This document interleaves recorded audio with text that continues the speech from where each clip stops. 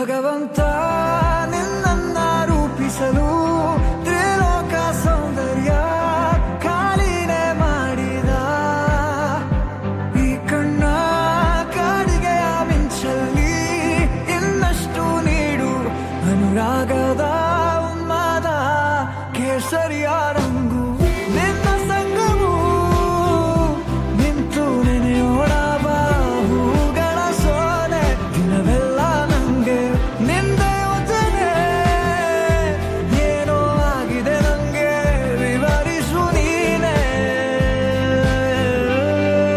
ಶಿವ, ಇಶಾ ಅಂದ್ರೆ ಏನ್ ಗೊತ್ತಾ ನಿಂಗೆ?